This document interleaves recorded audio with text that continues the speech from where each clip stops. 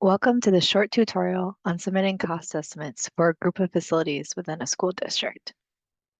In this video, we will walk you through the new portal updates that allow contractors to 1.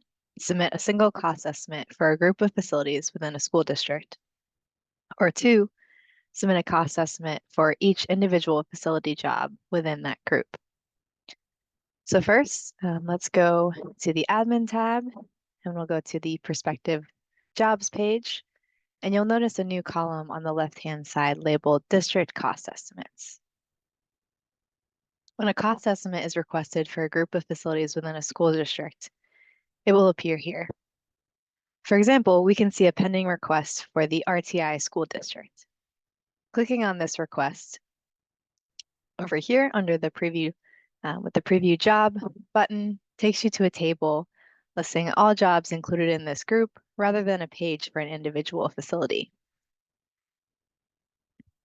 You will also find a button to view each facility's enrollment survey, which we can do here. And also a documents tab to the top where all district-related documents are accessible for all facilities within this district. When you're ready to submit a cost estimate, you'll need to select a costing structure. So we'll go here to the Submit Cost Estimate, and you'll see the Select Costing Structure option. So under here, there are 2 options. First, you can submit a grouped cost estimate. This will allow you to submit a single cost estimate that encompasses all facility jobs listed on the previous page. If you select this option, you will not be able to invoice us for the job group until all individual jobs are completed and approved. If you need to make any cost estimate revisions, you're welcome to do so by adjusting the total cost for the group. The second option is to submit individual cost estimates. This option requires you to submit a separate cost estimate for each facility job in the group, but it does allow you to invoice for each job separately as they are completed and approved. And something to keep in mind, once you choose a costing structure, it is final and cannot be changed later. All right, so let's go through both options, starting with a grouped cost estimate.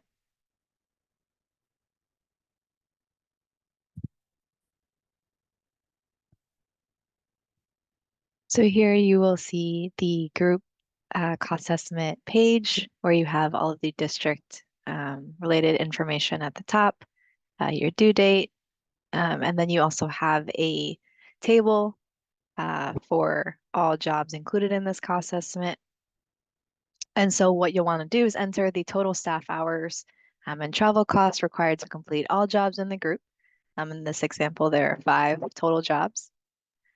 Provide your earliest date of availability to complete these jobs, and then also make sure you review the comments section for any additional instructions or details relevant to the jobs in this group. And once everything is complete, you can submit the estimate.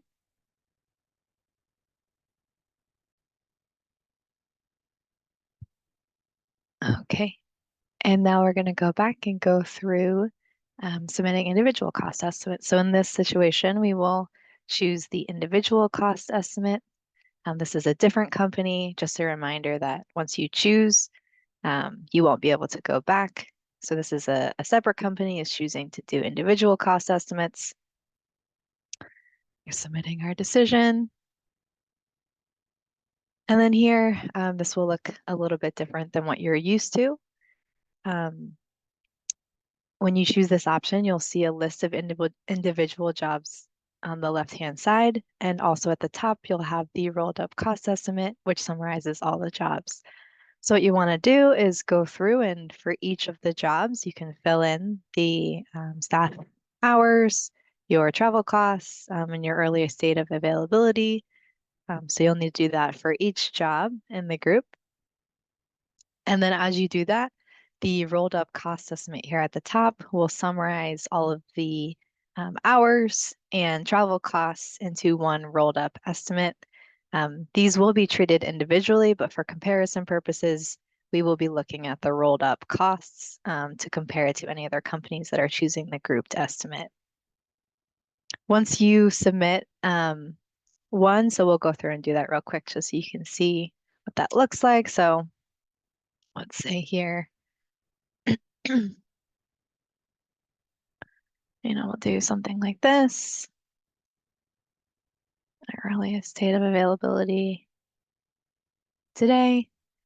Once we submit this, you will see a green check mark here. Once you submit the cost estimate for each job in this group, the green check mark will show at the top, which is how you know that you are done.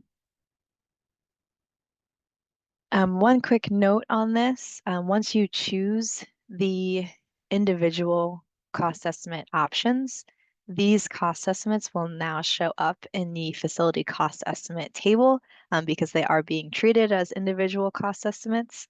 But if you are assigned the job group in the job request option, they will show back in the district job request because those are being treated as one job group. So we will not be splitting up those jobs. They will be all assigned to one company.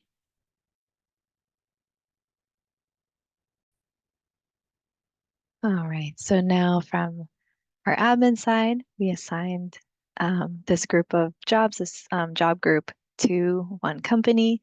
And as I was mentioning, you can see it here. It's always going to show up in the district job request table.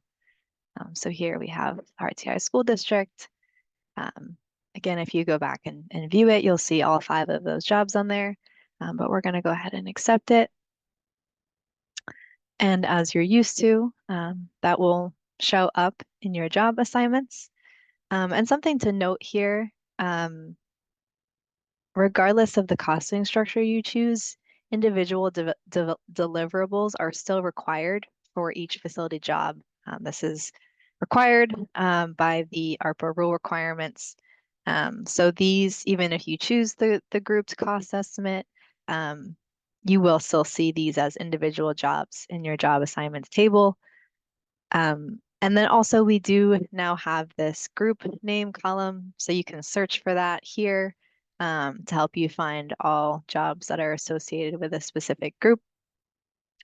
And then one other thing to note, if you go into this, into a job that's part of our group, you'll see this new section here at the bottom called Job Group, which as you complete the jobs, you'll see the number that are completed and the percentage.